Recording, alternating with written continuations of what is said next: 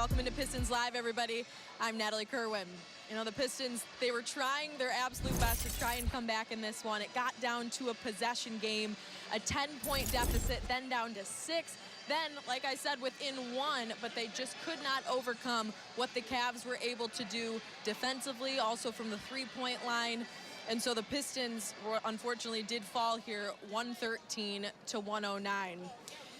You know, you look at a guy like Tobias Harris that was able to have a great comeback in this one in the second half to try and produce and get something going for this team, but it just was not the case.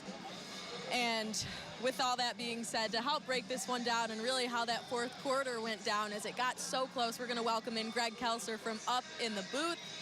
Special K, thought the Pistons were going to be able to pull this one out because these games with the Cavaliers, I mean, this rivalry series always lives up to the expectations because these ones are always close. But that fourth quarter, Pistons could not pull it through.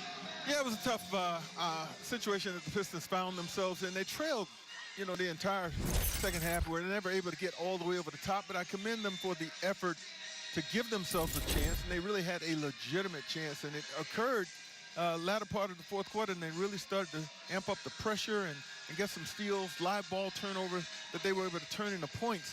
But unfortunately, they were not able to get it all the way over the top. That big three that Mobley hit when he was in trouble, Harden going down the lane, throwing it up off the glass, those were big plays down the stretch to hold the Pistons off. But once again, the Pistons demonstrate how difficult they are to put away. They did it last week against Cleveland, and that ended up with a win, an improbable one because Cleveland looked to be in control. Tonight, Cleveland determined not to let it happen again. This time they were able to get the win, but they know that, you know, the Pistons are just very, very difficult to put away.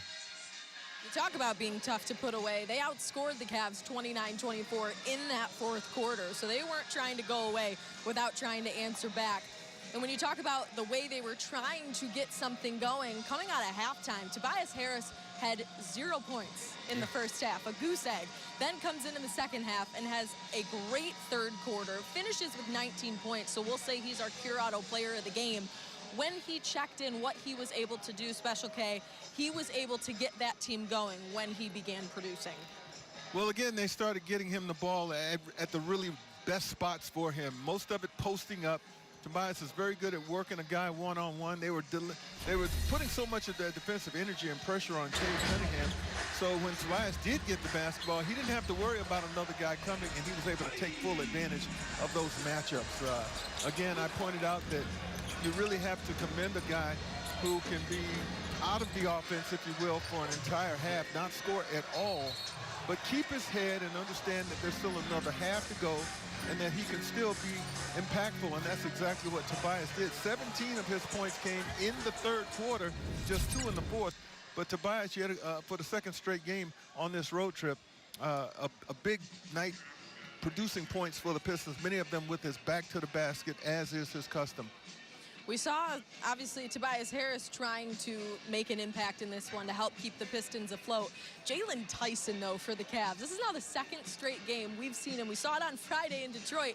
Now here again, led the Cavs with 22 points. I mean, he's someone that the Pistons have to start accounting for. It's crazy to see the jump even from last year to this year, but he's one of the top producers in this league in three-point field goals made. So you can see it here tonight with those 22 points too, Greg, as we look at our Xfinity high-speed highlights.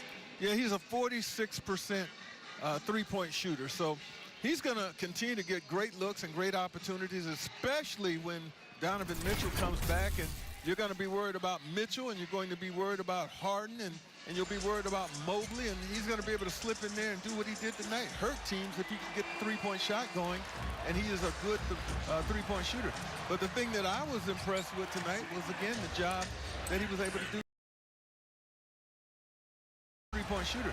But the thing that I was impressed with tonight was, again, the job that he was able to do defensively. Now, he had help. You know, he didn't do it all by himself, but, you know, Cade Cunningham, 4 of 16, only 10 points in this game. That's a big factor in Cleveland being able to win it. Cade was a terrific passer, had 14 assists in the game. But that was a byproduct of the way that they were defending him. They made it very, very tough. He had few open looks. And, you know, that was a recipe that Cleveland was able to ride to full success. Even in the fourth quarter, Cade usually takes over games. He wasn't able to do it. I guess at the end of the day, you do have to give Jalen Tyson some credit for that. We'll give Dennis Schroeder some credit here tonight, too. He's a guy, I feel like we talk about it. You love him when he's on your team. You hate him when he's not. The way he was looking at the Pistons bench, the way he was able to create and finish here, especially in this fourth quarter. I mean, he was someone that took over as well in our Buick GMC Pro Vision, Greg. I just think that Schroeder, much the way he was last year when the Pistons picked him up. Think about this. The Pistons felt, okay, we're going to go ahead and go to the playoffs, and we want to stay there. So we need to get a little bit more experience in our backcourt. So they go and get Schroeder. That played to the misfortune of Marcus Sasser, who did not get minutes as a result of that. But the Pistons, I felt, were able to not only get to the playoffs, get to the 6th spot, but they were able to give the Knicks a run. And Schroeder played really well in that series, was a big part of what the Pistons almost did, and that was pull off a stunning upset against the New York Knicks. Well, now he brings that same experience, that same ability, that same poise to a Cleveland team that's loaded. And that's such a luxury. And you're going to see him probably do the same thing he did for the Pistons, be a factor in games during the playoffs. You certainly saw him be a factor tonight. I don't know that they win this game tonight had they not had Dennis Schroeder available. No, he's that perfect impact piece when you are trying to make a deep run in the playoffs. That's exactly why they brought him here. It's exactly why Detroit loved having him on their team last year. Can I add this, Natalie? Yeah, let's hear it. The Lakers got to the conference finals 2 years ago. Dennis Schroeder was on that team, and he was a factor.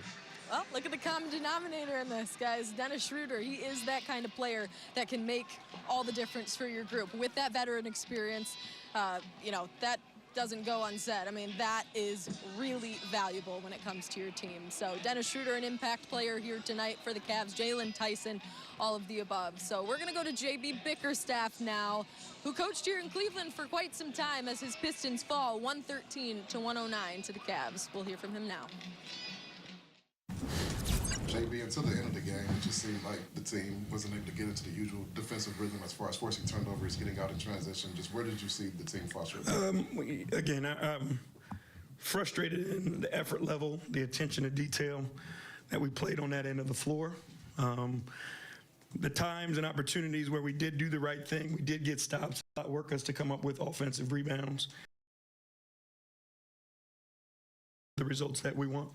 Along that same line, what would you contribute another slow start for you guys tonight? Again, I mean, it's, excuse me, like our mindset has to be, you know, we're running around with our hair on fire defensively. And that's what it comes down to for us, is like we have to be the team that's not smoothing its way into the game. We've got to find a way to be the team that comes out swinging and kicking. You know, again, the quarter, we ended up winning the first quarter. But, you know, I mean, like, defensively, there's so much more for us to be had. And regardless of what's happening on the offensive end of the floor, like, if we're not defending, we're not rebounding, we're not attacking the paint, you know, then we're not playing Pistons basketball. And against a quality opponent like this, you know, if you don't play to your identity for 48 minutes, you know, you're not going to be able to win games. And, again, it was a close enough game.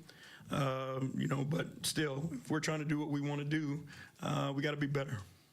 Cade, I think 2 points in the second half. What did you see as far as the defensive matchups and just his ability to get it going tonight? I mean, he had 14 assists. Yeah. So he did the right thing. If they're going to continue to send that amount of bodies at him, you know, he finds his teammates. Like, that's his responsibility. They put 2 on him. You know, he shares the game. Again, I'm, you know, baffled by the fact, you know, that he drives as much as he does, and tonight he shoots 2 free throws. You know what I mean? Like, he's not a flopper. He's not a flailer. He's a downhill attack guy.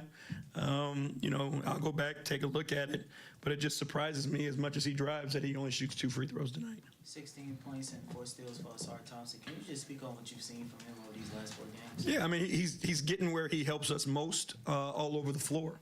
You know, 6 assists, 6 rebounds, 4 steals. You know, he's the complete package for us, you know, on top of the 16 points. So understanding how defenses are going to guard him, where he can still be impactful. But, you know, that's his game. He's well-rounded. You know, he does a lot that doesn't always go into the stat sheet. But, again, he's elite at what he does, and he's just getting better and better. Appreciate you.